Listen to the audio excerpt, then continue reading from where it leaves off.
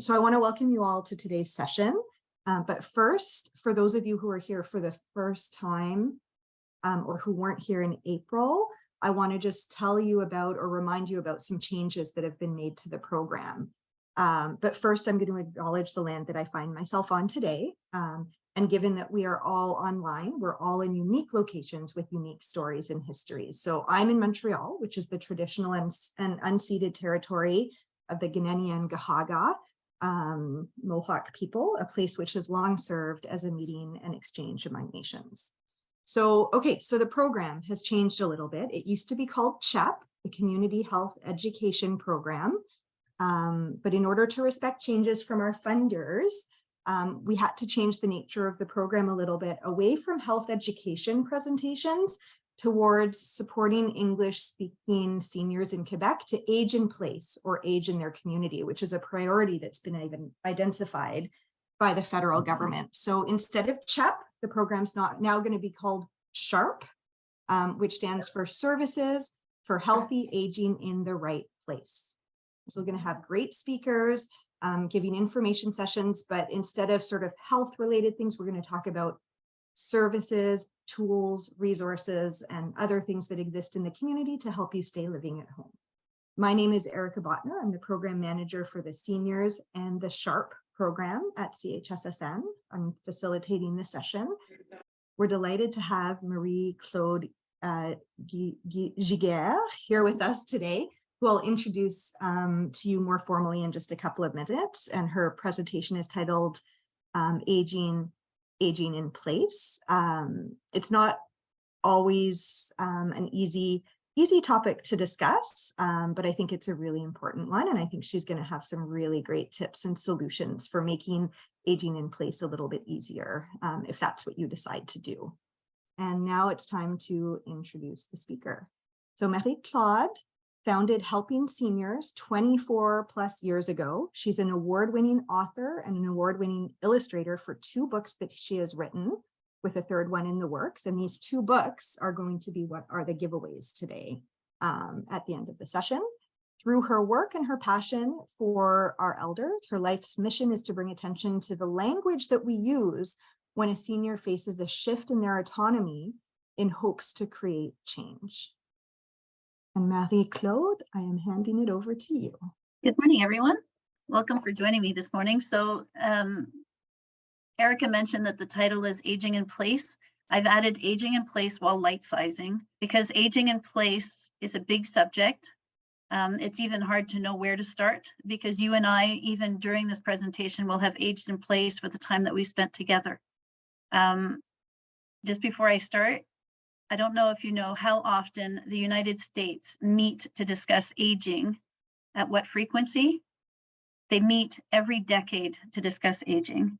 And when to me, it's like, oh my God, I mean, I'm 52.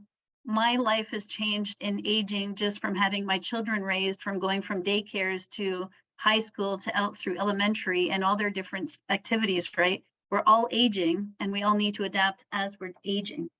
So anyways, I've been doing this for 24 years. I was 5 years old when I wanted to work with seniors. So when you ask me what my dream job is, I'm actually doing it, which is quite delightful. And I'm having a lot of fun doing it. And I started my business because I wanted to raise my family. So I used to work as a director of activities in 2 different retirement residences.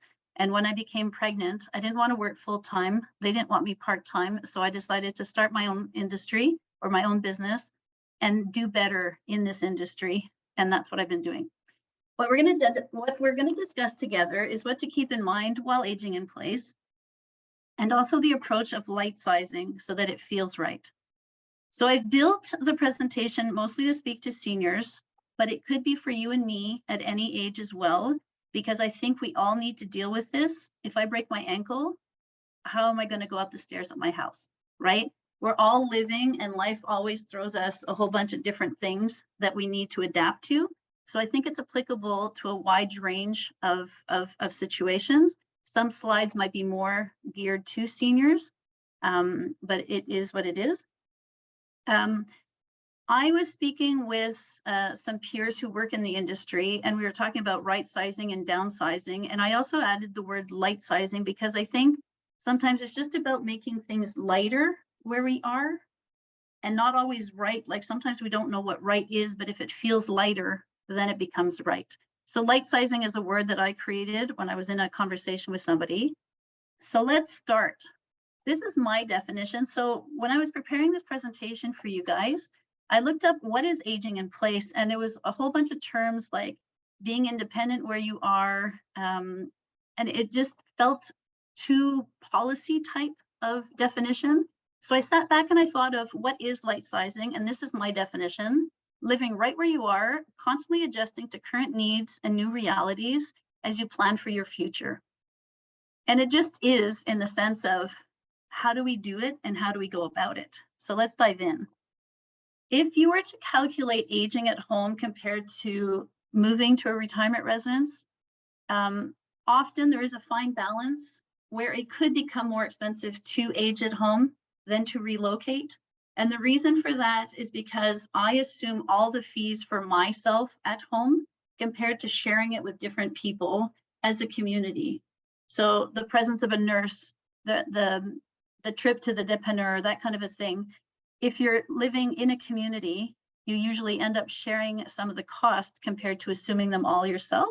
So there is a fine balance in the sense of, at one point, it might be more expensive to be at home. And if aging at home is not an option, I just want to make sure that you don't think that somebody's going to put you or place you somewhere like you are an object. If you listen to the current language that we use, that is out there. It's about putting, shoving, placing, forcing. There is a lot of bullying in this industry when it comes to a change of autonomy in somebody's life. For me, it's not about forcing somebody or treating somebody like an object, but it's, if we were to say to move, to right size, to downsize, to light size, to relocate, or to find solutions, I think this whole conversation of aging could be a lot lighter, a lot more attractive. And I'm really working hard at working this language, because I think our words really affect our thoughts, which in turn affect all of our actions. And that's the book that we're going to have a draw for afterwards, which is Grandma's Place. I wrote the book. My goal is I wrote a book for children so that together with an adult, they could share a moment and create change, 2 generations at the same time, so that we go bigger, broader. And we're going to do a draw for that book afterwards. So I just wanted to mention that if aging at home is not an option, let's pay attention to the language when somebody does move and relocate, because it's a tough journey. What is the difference between, or how do you navigate between offering to help versus forcing? So like encouraging versus telling. So Mom, we're going to place you. Mm-hmm. Mom, how about we look at options? Mm-hmm. I'm in the same room, I'm in the same space, but how my shoulders are, how my energy is, and how I show up. If I'm in a huff and I have a lot of noise going on around me, and I have a noisy bracelet, and I have a lot of distracting, there's nothing calm about that. The other person in front of you is not calm. I think how we arrive and what is on our plate, and we put our phone away so that it doesn't ring, so that the focus is on our mother or the person that we're helping. I think, first of all, how we arrive really has a huge impact. How we speak.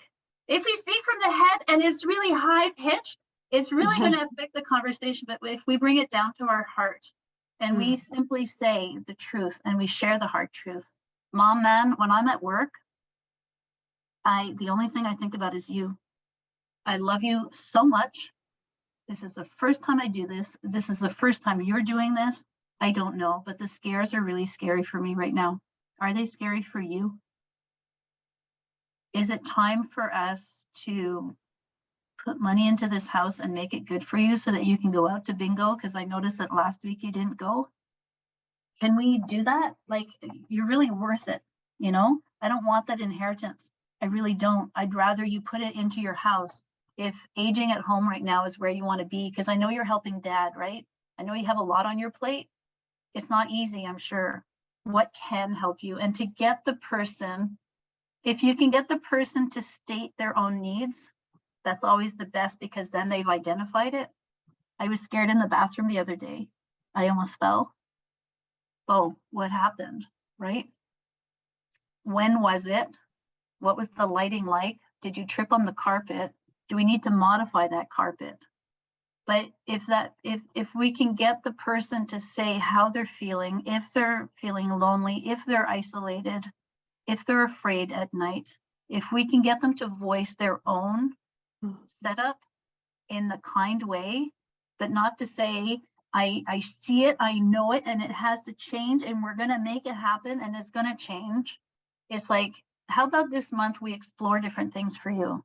You can age at home if you want, but do you also want to go and visit retirement residences? I'll be there for you. I'll accompany you. I don't know how to do it either. Like, I've never done this, so I don't even know what to ask.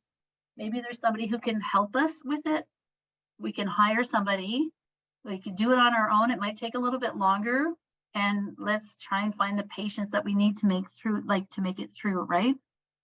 And I'll be there for your appointment on Tuesday, and we can work around it. Maybe we can stop at a residence and go for lunch, and make it light for you. But honestly, it's in our words. But if you close your eyes and you pay attention to the language that is used when a senior faces a change in their autonomy, it's really not pretty out there. It really isn't. Even at the hospital, we're going to put her on the 3rd floor. There's no choice. There's no option. There's shoving and pushing. We're going to force. And if you came into my house, where I raised my family, and you say, that's it, we're going to force you to move.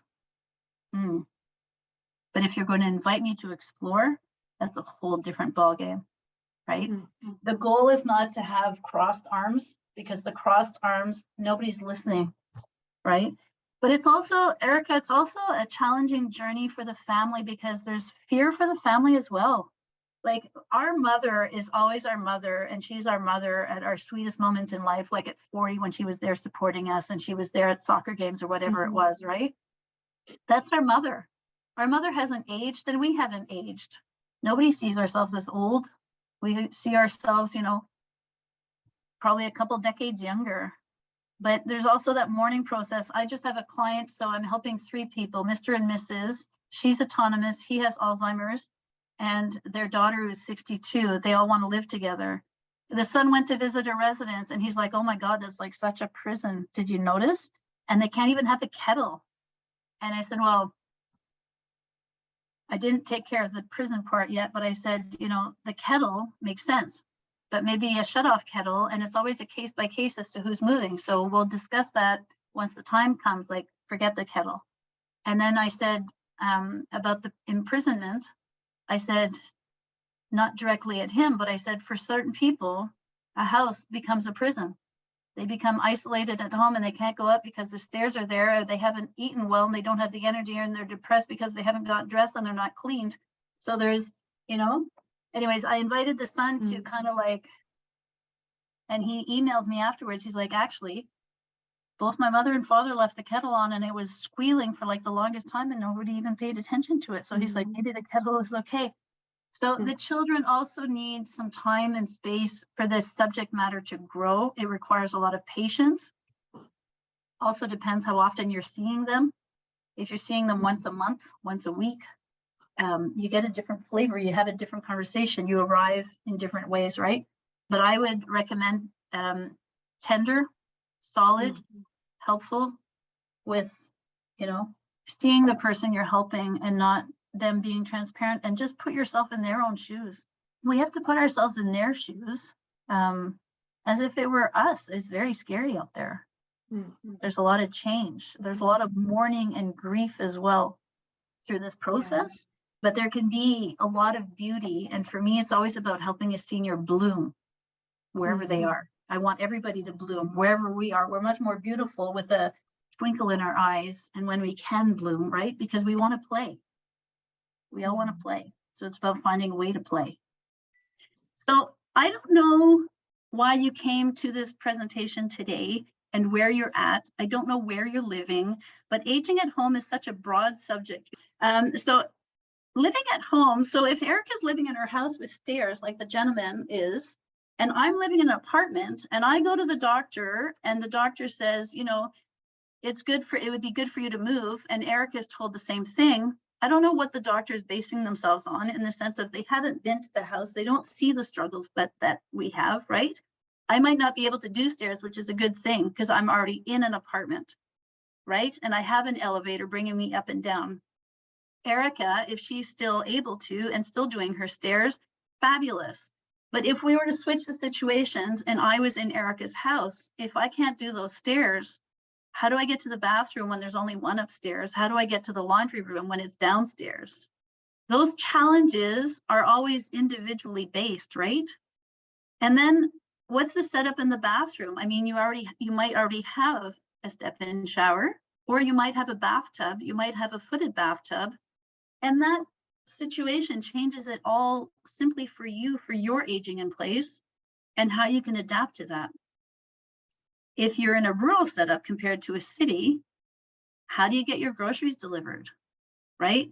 Who can support you if you have an issue with your computer, or those kind of things, to make sure that you're still engaged in your communities and out there interacting and not becoming isolated in your own home. Because sometimes if you decide not to dive in to adapting to where you are, your house can become a trap, where the stairs, it could be the slightest sill between the kitchen and the dining room that can create an increased chance for falls. So it depends how you adapt, right? So it's not just about the setup, but it's who's in your support system. If you're married or single, that's a different thing. Married, you often create a team. I might not be able to lift up the bag with the milk in the entrance. My husband could, and could bring it to the kitchen, right? So depending on our setup, our support systems can also really have a huge impact on aging in place. Such as if you're a widow, there could be a huge void that's been created in your living environment and you become depressed. Or you become, you don't know who to depend on in terms of who's going to help you do the tasks that were done by that person before. Sometimes, you know, we can help one another put each other's socks on because I can't bend down anymore. Those are like the smallest tasks that we do on a daily basis that really affect our everyday. But what works for Mrs. Jones and what works for Mr. Brown doesn't always work for me, simply because my setup is so different than the other, right? So it's always, if ever somebody says, I'm going to be aging in place, that's a beautiful thing, but there are so many different details to take into account when somebody does age in place, and it's about diving in and making that happen. The other important thing too is the sounding boards. Who are the people around you who offer sounding boards? If your spouse has Alzheimer's and you want to talk about light sizing or downsizing or perhaps moving or setting up a chair lift, you're not going to get the same support as I might if, you know, we don't have memory loss.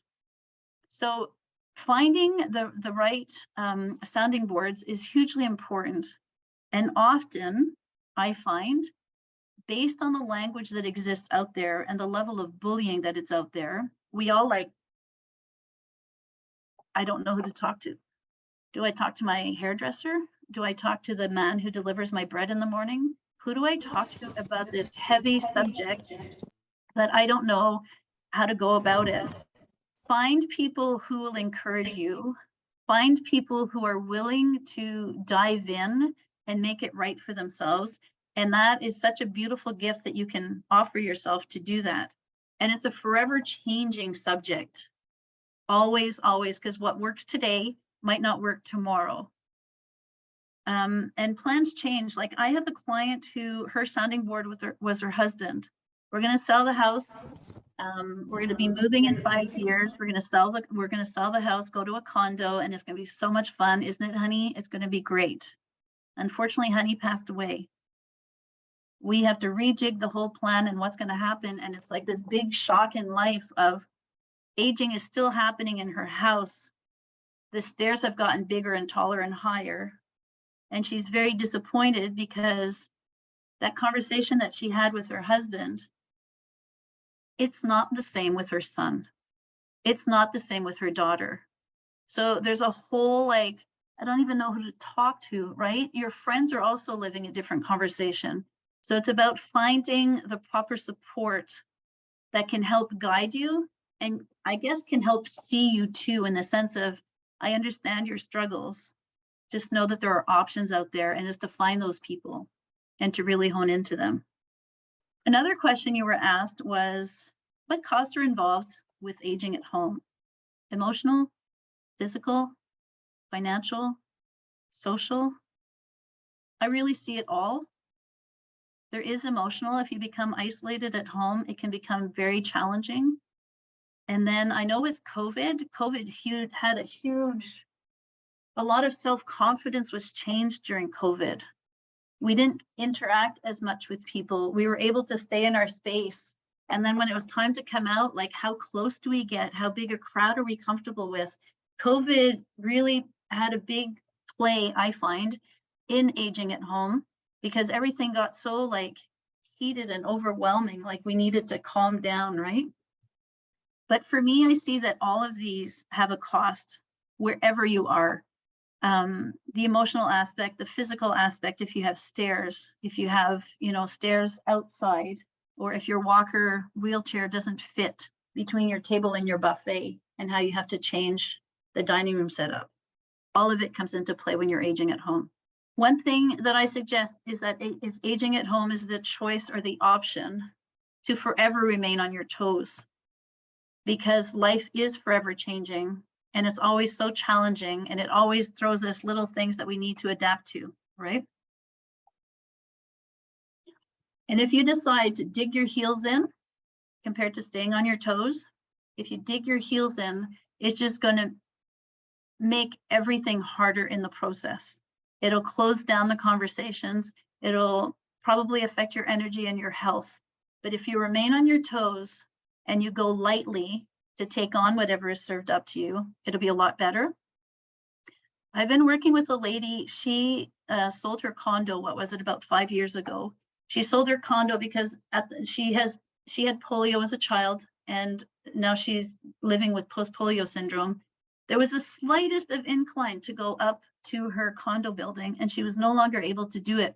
It wasn't much. It was really a slight slant, but she recognized that she needed to adapt. So she downsized and went to a retirement residence. Since then, unfortunately, she broke her back. So she was in an apartment that was adapted for her. She broke her back. And then now she went from walking with a walker to now being in a wheelchair. At every time, this lady is one of my rock stars, because at every time there was a change that altered her independence, she made sure to keep her independence as high up as possible.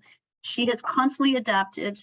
She has lowered, so with my help, we lowered the rod for her clothing, because she doesn't have as much strength in her shoulders. She's adapted, and she's put strings on curtains so she can pull them open and closed. She can close her door properly. So she has remained flexible, on her toes, and she's always adapted, this lady. She was invited to her brother's once for Easter, and she said, I can go as long as I can take my toilet seat. So she found somebody who took off her toilet seat and brought it to the hotel where her brother was. And that's the only way that she could go. To me, that is so beautiful, in the sense of, this is what I need. This is how it has to happen. And this is how we'll do it. If you want to see me, we can do it that way. And there's no shame in it, right? Anyways, so this lady has always stayed on her toes to be as independent as possible and to help her accomplish the tasks. But she's also good at putting her hand up and saying, I need this. And if I need it today, or I need it as soon as possible to make this happen for myself, otherwise I can't. I can't get up out of bed. I can't get out of my chair. So she's always adapted. And that to me is just a delightful thing. And a lot of aging in place is about adapting. This is Play-Doh. When you play with Play-Doh and you have it in your hands, if you try to build something right at the beginning, it's always very crumbly and it's not going to work. What you need to do is you need to warm the Play-Doh in your hands And if you mess up the colors, then that's your choice, but keep mine as separate as possible. But if you mess up, if you take the Play-Doh and you warm it up in your hands, that's when you can start shaping something.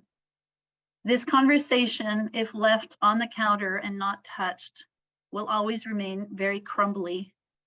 But if you keep it warm and you keep working at it, then you can start shaping what the different outcomes can be, what the different solutions can be. And for me, that's always a good reminder, because if, like in 2 weeks' time, if I go visit my mother, 2 weeks have passed since I saw her last. If I haven't picked up that Play-Doh to keep warming it up in my absence, then I need to remember that we're almost starting from scratch. It requires a lot of patience, but the stairs, the way that they were last week or 2 weeks ago or 1 year ago, are not the same stairs as they are today, because the knee has changed, the health has changed, the lighting has changed, the eyesight has changed. So always remember to keep the Play-Doh warm. And if you do put down the subject, remember that it takes warming up and that we're not starting right where we left off. We're kind of slipping back a little bit. It's not about slipping back, it's just about warming up that Play-Doh, right? I always like that piece in my head anyways, because it's a good reminder for me as well, because we always arrive fresh. Even when I saw my client yesterday and I see her again today, I need to warm up that subject matter softly to keep it warm. One of the questions in the poll was, what is the biggest aspect that is forgotten when aging at home? Adapting the bathroom, playtime, and social interactions, finances, security. Again, these are all questions that I created for myself when Erica and Shannon asked me for the presentation if I could create some. I'm not one who follows statistics. I really am out there in seniors' homes and trying to do better. One of the things that I definitely see that is often forgotten, and I often get laughed at, is about playing and social interactions. If you invite me out for dinner, I will need to get dressed. I will choose my jewelry. There will be a different me showing up compared to if I'm sitting alone at home, right? We all need social interactions. It makes us feel alive. Our passion, our soul needs to be nourished. And often it's, okay, how are we going to give mom a bath? How are we going to control the medication she's going to take? How are we going to adapt how are we going to adapt the stairs? When is somebody coming in to adapt dad's wheelchair? When is somebody coming in to do a task? What about reading? What about drawing, music, playing? When we play, we all want to play. Everybody wants to take a vacation all the time. And we can't forget that aspect, because it is so important. And that's really what gets us to lean in to where we are. We remain engaged. When our spirit is happy, our eyes twinkle. And I wish that for everyone, to have a twinkle in their eye. This covers the part about aging at home. I didn't want to get into the details of, you know, the bathroom, the bars, that kind of stuff, because every setup is very different and always very case specific. But forever remember about aging at home is to adapt, to play, to find the right good sounding boards that can help you and support you, to never put down the Play-Doh, and if you do, remember to warm it up, and to never forget that what works today might really not work tomorrow. And that's okay. Just know that there are different solutions and options out there that are available for us. A big concern about aging at home is what to do with all my stuff. If you ask anybody if they're thinking of moving to senior living or downsizing, I don't know how. I don't know. I mean, what am I going to do with the buffet? What am I going to do with the 3 sets of dishes that I have? I have a full set of 12. What am I going to do with all of that? Yes, stuff often becomes, I'm going to call it a weight, a hurdle, a brake. Everybody puts on their brakes because I don't know what to do. And it makes sense because a lot of it holds a lot of emotion. Lightsizing, what is it? You tell me. What is it that's feeling heavy? For different people, it could be different things. It could be, I don't even know where to start. I don't know what to do. It's the security in my house. You know, I'm feeling isolated. I don't have playtime. It could be playtime. I don't know. And, you know, everybody has their own life story. Everybody has their own setup. Everybody has their own sounding boards. Certain times it's a conflict with a girlfriend. Certain times it's you don't know how to tie your top. Different things can become heavy. So it's all case by case. And what is it that's heavy for you? And how can we make it lighter? You're the one with the answer. I have the question, but you're the one with the answer. So this is a basement that I've helped empty. This gentleman had a shipping collection, a passion for shipping, just everything shipping. I can tell you everything for shipping. If you wanted anything for shipping, I probably had my hands on it. I actually touched a letter from the captain of the Blue Nose who won a race at one point. So everything about shipping. But did he feel it was heavy? No, he was delighted to have it. Unfortunately, he did pass, and he said, at my death, others will take care of my things. That was his choice. He decided to age in place with his belongings and stay as it was. It didn't feel heavy for him. If anything feels heavy for you, I would invite you to sit and think of what is it that is making it heavy. Is it your belongings? Is it your emotions? Is it your paperwork, the disorder in paperwork?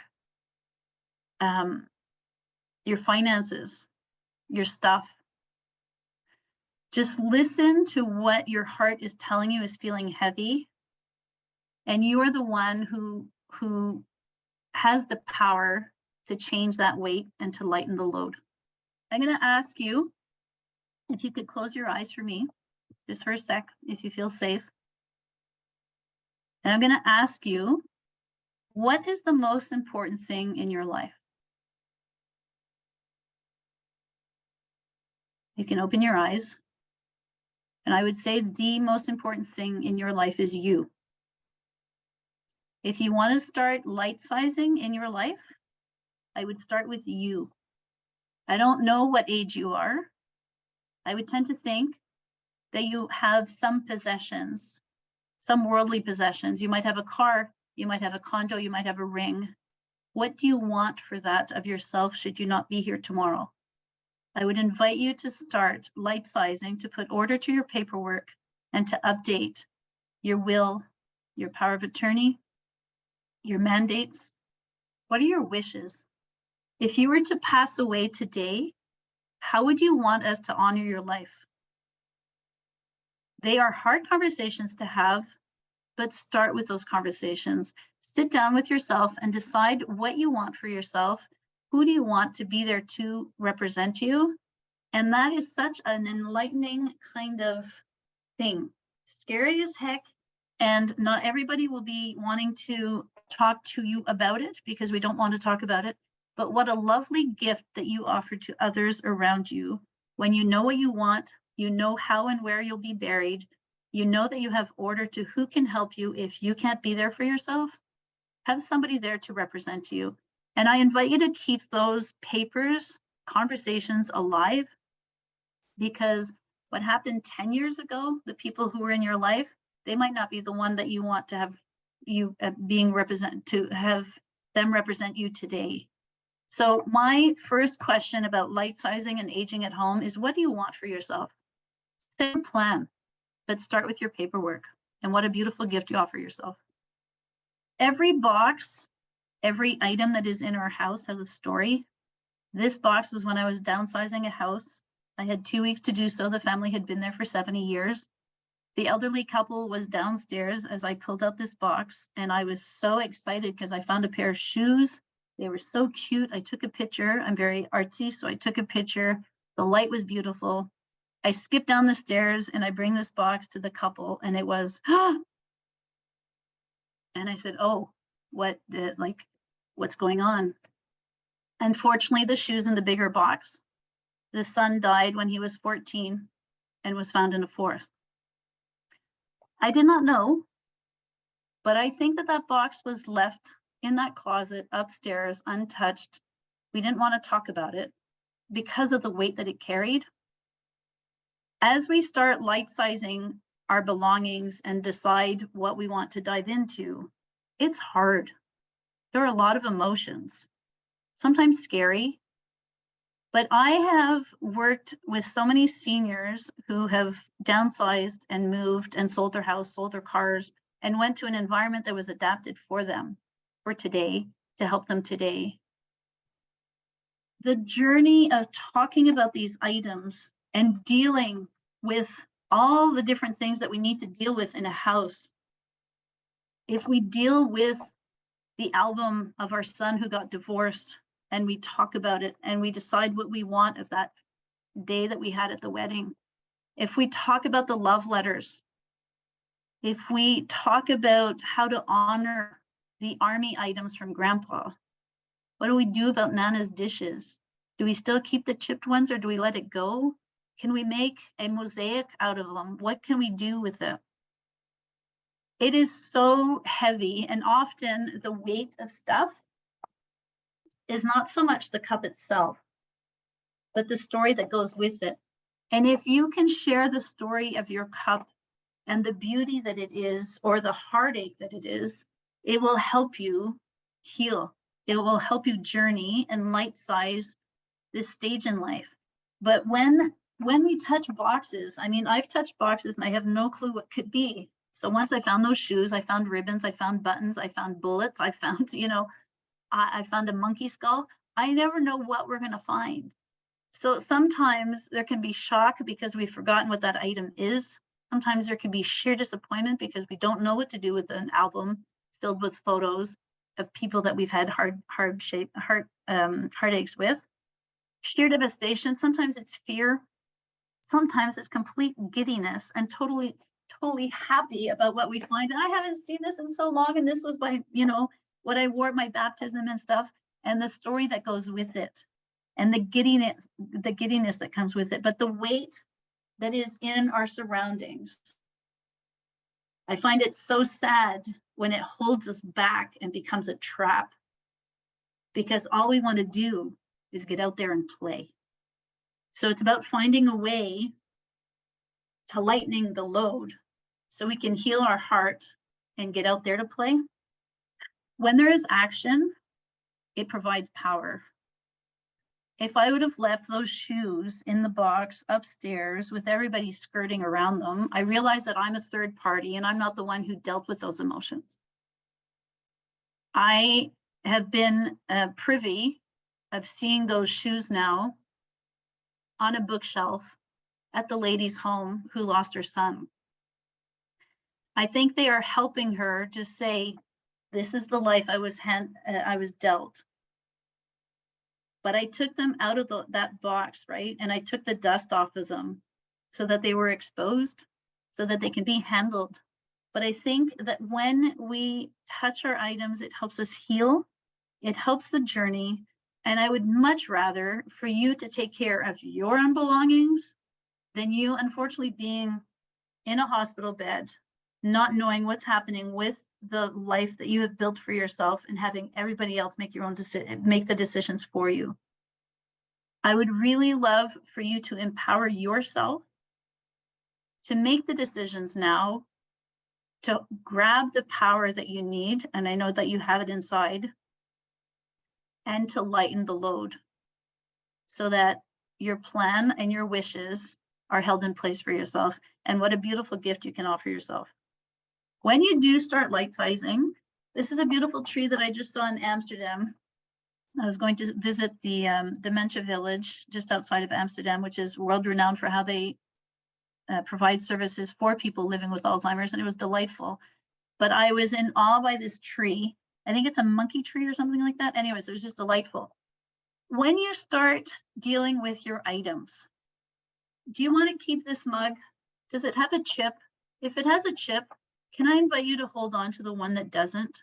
You're allowed, with the life that you've built, to have luxury. Surround yourself with luxury and things that feel good. If you don't want this mug, then does Nancy, your daughter, want the mug? Does your family want the item? If your family doesn't want the item, then what do we do with it? Are we going to sell it? Can we donate it? If you're going to donate it, are there refugees out there that can help or could use it? Is there a donation center that would accept it? Donation centers don't often accept furniture because it's just too big and bulky. So there are different avenues. But then, are you going to recycle it if any of those top notches don't get the mark? If you're going to recycle it properly, bring it to the eco center, bring the batteries to the right place, bring the lawnmower oil to the right place, and just always work with the word honor. If we work with honor, I think it'll take us a lot farther. What do we do with Grandpa's Army memorabilia? How do we honor his legacy? Does a museum want it? Does the grandson want it? But if we work with honor, it just feels right. So one word that I would keep in mind while light sizing, downsizing, right sizing, whatever you want to call it, wherever you're at to make your life light, honor where you're at, honor each process, and honor every item. And as you honor every item, it's not just about taking a bag and just going and putting everything in. I have found, I don't know, $5 bills, $10 bills, important information that should be shredded because it has an SIN number on it, amongst random pieces of paper. I think if you just go through and you quickly go through, you can get a sense of what is important. And I would recommend that you touch every item, that you go through every item, simply to allow the healing, simply to allow the journey to be what it is. And it also helps heal the heart, and it helps heal the painful journeys that we've had. If there's static in your head, keep doing the research. If there's static in your head and if it doesn't feel right, then don't move forward yet. Don't let go of that cup. Don't let go of that buffet. Don't sell it. When it feels right, it will feel light. And that's really what you want. And that's the same thing for your paperwork too. Like, who's going to take care of me? Is it Nancy? Would she do a good job? Would she represent me well? If you're not short of breath, if you're not losing sleep, and if you're comfortable with that decision, then write that down, just that line. Okay, I'm going to ask Nancy. And then it's about finding the notary. Who's the notary that can help me? But do that for everything and just boil it down so that it doesn't feel heavy, but it's thing by thing and object by object. And never forget to keep honor in the forefront, because honor feels delightful. And if it feels delightful, then that's what, I mean, we're only here once, right? It's not a dress rehearsal. So surround yourself with luxury, make it right for yourself. And when you do need help, as hard as it is, put your hand up and know that you're surrounded by solutions, you're surrounded by options. There are people who are out there wanting to be a sounding board for you. And when it feels light here, it feels right. So I would love to, I want to thank you for joining me today. And if you can help me spread the word that our language and our words do matter. And just a quick thing as I go along. This is one of the illustrations in my book, the one that you see on the screen. It has a mistake in it because the perspective of that pillar should not be in that angle. But what I wanted was that pillar to stand out, because the seniors are our pillar. There was so much wisdom and in this presentation, and it was very enlightening, and just small little changes can make a huge difference in terms of how we approach this. So whether you're whether you're a caregiver or a child or an elder facing changes, I think we're walking away with some really valuable information here.